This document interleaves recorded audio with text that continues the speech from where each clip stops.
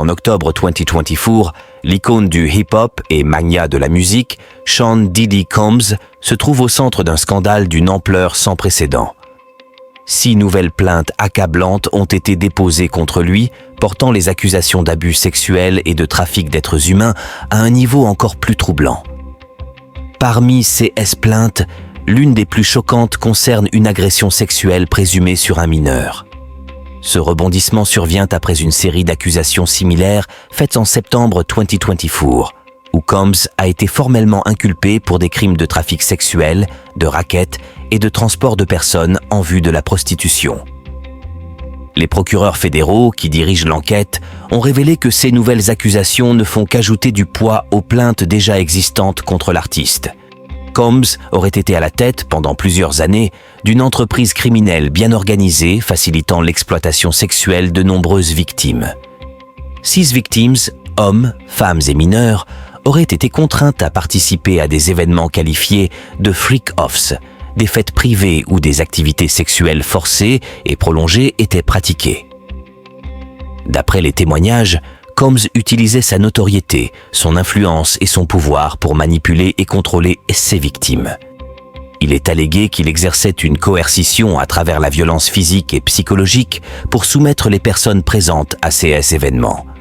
Les victimes affirment également qu'il les menaçait de divulguer des vidéos compromettantes pour les réduire au silence.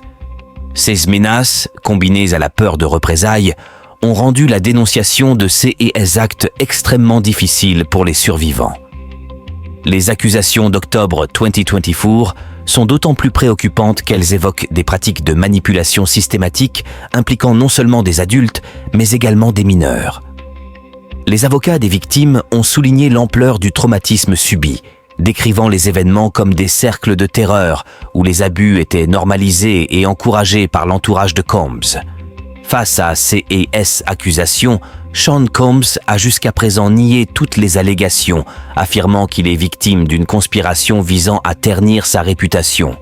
6 avocats ont promis de se battre fermement contre les poursuites, décrivant les témoignages comme infondés et alimentés par des motivations financières. Ils affirment également que les événements freak-offs mentionnés dans les plaintes étaient des rassemblements consensuels entre adultes et non des scènes d'abus ou de violence. Pourtant, les procureurs sont confiants dans leur dossier. Ils affirment que de nombreuses preuves, dont des enregistrements, témoignages et correspondances, renforcent les récits des victimes. 6 preuves montrent, selon eux, que Combs a activement dirigé une entreprise criminelle dont le but était l'exploitation sexuelle. Si ces accusations sont prouvées, Diddy pourrait faire face à des peines de prison lourdes, potentiellement à perpétuité, compte tenu de la gravité des charges qui pèsent contre lui.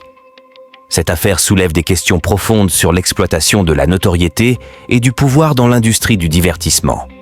Sean Diddy Combs, autrefois vénéré comme l'un des producteurs les plus influents de la scène musicale américaine, se retrouve désormais confronté à des accusations qui pourraient non seulement détruire sa carrière, mais aussi bouleverser sa vie personnelle. Les victimes, quant à elles, continuent de chercher justice. Avec ces nouvelles plaintes, elles espèrent que la lumière sera faite sur des années de silence forcé et de souffrance. Le procès à venir sera crucial, non seulement pour déterminer la culpabilité ou l'innocence de Sean Combs, mais aussi pour poser un précédent dans la lutte contre les abus sexuels au sein de l'industrie du divertissement,